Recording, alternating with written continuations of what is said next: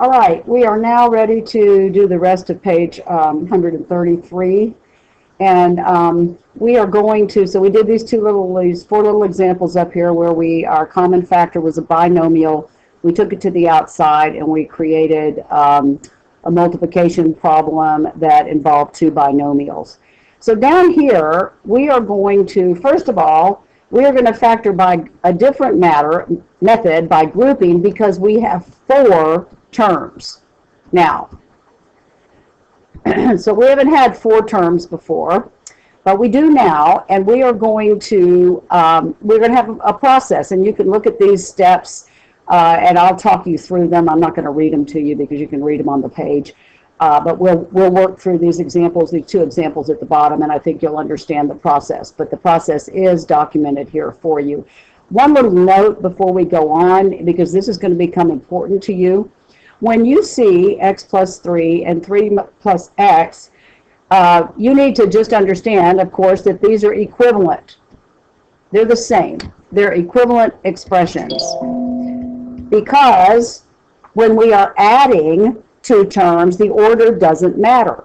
So this was the commutative property of addition that we studied last year.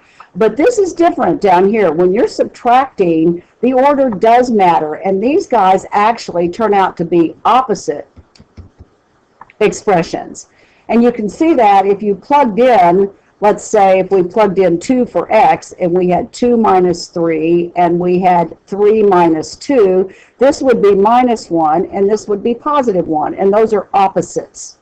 So when we see these expressions that look like this, we're going to just know in the back of our head that they're not the same, that they're opposites. And I'll tell you what you're going to do with that when we get there. So let's look at these two examples. We're going to notice that we have four terms here, and our process says underline the first pair of terms and underline the second pair of terms. So let me go get red for the first two and green for the last two terms. And then we're just going to concentrate on these first two terms initially. What do they have in common? They have a 2 in common. The GCF is 2. So we're going to factor out the 2.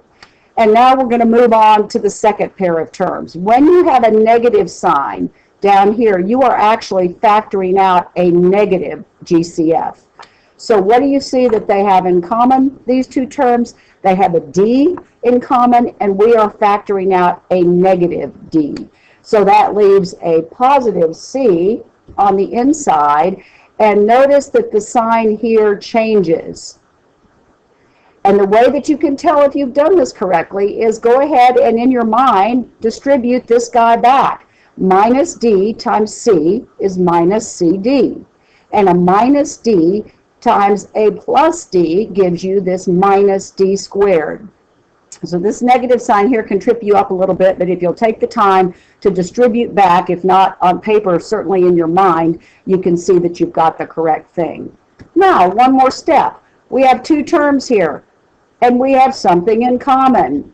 It's this binomial, which is exactly what we did in these examples back up at the top of the page. We factored out a binomial that they have in common. So C plus D comes to the outside, and what's left on the inside term is 2 minus D. This sign right here, and we've taken away the C plus D, we've divided it out of each term. So this is our answer.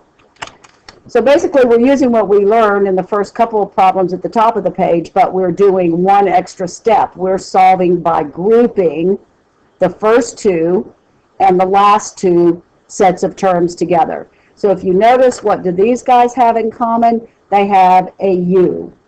When you factor the U to the outside, U to the first minus 3V is left on the inside of that grouping symbol. Again, we've got a minus sign, so we're going to be careful here.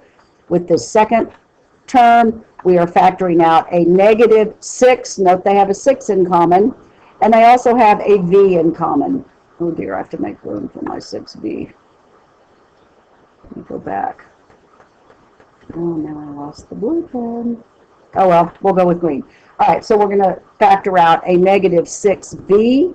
What's left on the inside, that first term is just the U. And what's left in the second term is a negative 3v. Prove it to yourself. Minus 6b times positive u is minus 6uv. And a minus 6b times a minus 3b turns that positive, which is what we need. 6 times 3 is 18, and v times v is v squared. So there's no way you can miss these if you take time to do your distribution back in your head. One more step to finish it up. We have a common pair of terms. So we have this binomial, u minus 3v, remembering that these parentheses are really important. You change the whole problem if you leave the parentheses off. What's left in this first term when you divide out the u minus 3v is a u to the first power, and in the second term what's left is a 6b, and it's minus. There's the sign. So that's the factored out answer for example 6b, and I will see you on the next page.